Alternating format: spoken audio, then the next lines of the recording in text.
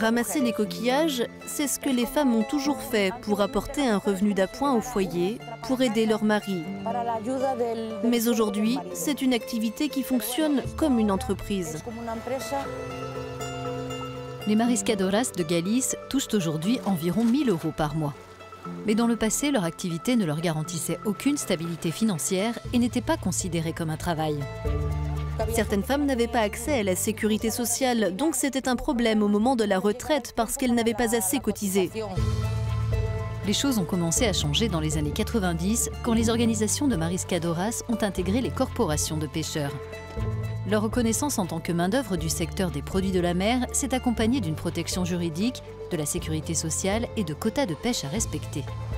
Aujourd'hui, elles défendent leurs droits dans le cadre d'une association nationale qui représente plus de 30 000 femmes en Espagne.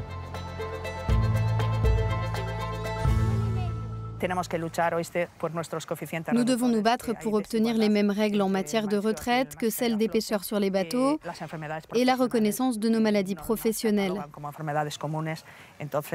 Nous devons nous battre pour être représentés dans les commissions et organes de décision qui nous concernent.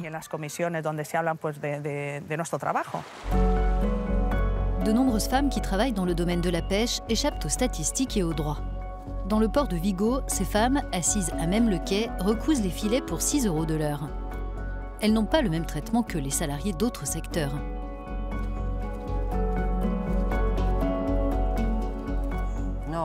Je crois que ce n'est pas logique que les personnes qui travaillent dans un bureau puissent partir tôt à la retraite et nous non.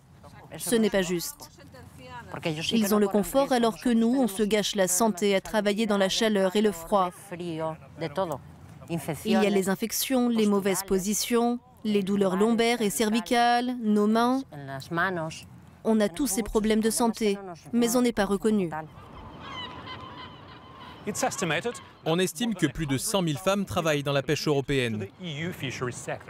Les statistiques précises manquent. D'après les données disponibles, elles représentent à peu près 13% de la main-d'œuvre dans le sous-secteur de la capture, un quart dans l'aquaculture et plus de la moitié dans l'industrie de transformation. Alors que les équipages de pêcheurs sont principalement constitués d'hommes, ce sont souvent leurs épouses, sœurs ou filles qui ramandent les filets, nettoient les navires ou aident aux tâches administratives, en particulier dans les petites entreprises.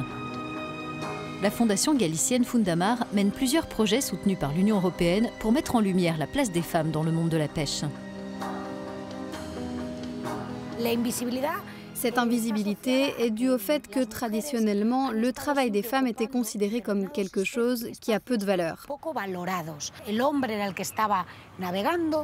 Il était pourtant tout aussi nécessaire que celui des hommes, mais il était vu comme quelque chose de complémentaire et il n'était pas reconnu au niveau social ou économique.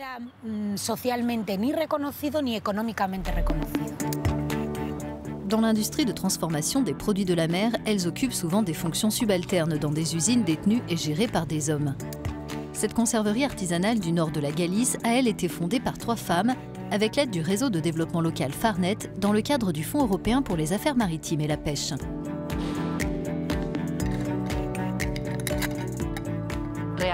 En réalité, je suis architecte d'intérieur, mais la vie et un Galicien ont fait que je me suis retrouvée à travailler dans ce domaine. Et il y a aussi la situation générale de l'emploi après la crise en 2010 qui m'a amenée à considérer qu'on pouvait créer une activité avec quelque chose qu'on fait nous-mêmes à la maison. L'entreprise qui produit du thon durable à l'huile d'olive se développe et lance une marque de plats tout prêts.